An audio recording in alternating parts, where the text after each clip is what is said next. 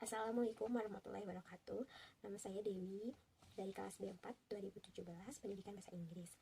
Hari ini saya akan menjelaskan rangkuman yang telah saya buat mengenai pengertian sumber daya manusia beserta tantangan-tantangannya dan juga praktek-praktek manajemen sumber daya manusia. Jadi apa sih pengertian manajemen sumber daya manusia? Dari apa yang telah saya baca, manajemen sumber daya manusia ini merupakan suatu proses mengenai masalah pada ruang lingkup semua tenaga kerja di dalam suatu organisasi, lembaga, atau perusahaan untuk mencapai tujuan yang telah ditetapkan oleh organisasi ataupun perusahaan tersebut. Jadi pada dasarnya manajemen sumber daya manusia ini adalah salah satu fungsi dalam sebuah perusahaan atau organisasi yang fokus pada kegiatan seperti rekrutmen, pengelolaan, dan pengarahan untuk orang-orang yang bekerja dalam perusahaan tersebut. Lalu apa saja tantangan dalam manajemen sumber daya manusia ini? Ada dua jenis tantangan, yaitu tantangan eksternal dan tantangan internal.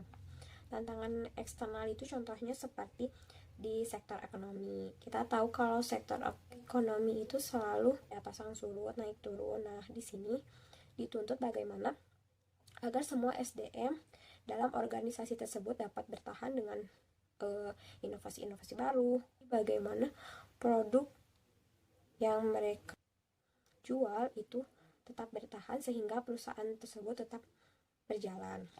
Lalu di sektor sosiokultural ini maksudnya tantangan dalam mengatur karyawan yang mempunyai berbagai macam culture dan budayanya masing-masing seperti ya di Indonesia.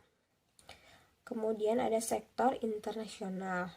Walaupun misalnya kita adalah seorang pekerja dari perusahaan di dalam negeri, tentu saja sektor internasional ini tetap berpengaruh terhadap perkembangan perusahaan di tempat kita bekerja karena perkembangan ekonomi internasionalnya. Kemudian tantangan teknologi. Nah, tantangan teknologi ini bukan hanya sekadar bagaimana adanya teknologi-teknologi baru, tapi juga menyediakan SDM yang terampil dalam menggunakan teknologi tersebut. Dan sektor publik, yaitu tantangan di mana perusahaan harus mampu dan selektif dalam menyeleksi SDM yang akan direkrut. Lalu yang kedua itu ada tantangan internal. Tantangan internal ini termasuk dari pemilik, pemerintah, manajemen, karyawan, dan customer-nya sendiri. Yang berikutnya adalah praktek-praktek manajemen sumber daya manusia.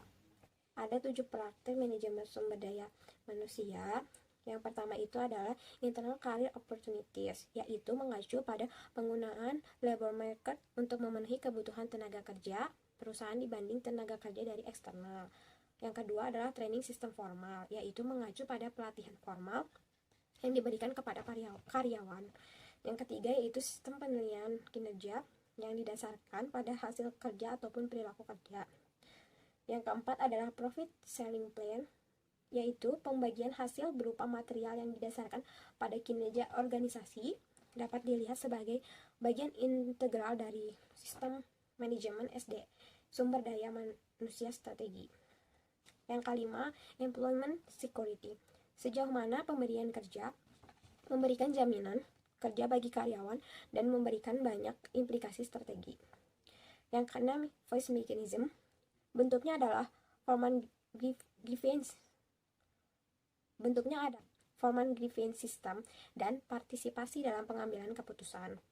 Yang ketujuh adalah job definition, yaitu pendefinisian jabatan yang jelas akan membantu karyawan memahami tugas dan fungsinya secara baik. Sekian video dari saya. Wassalamualaikum warahmatullahi wabarakatuh.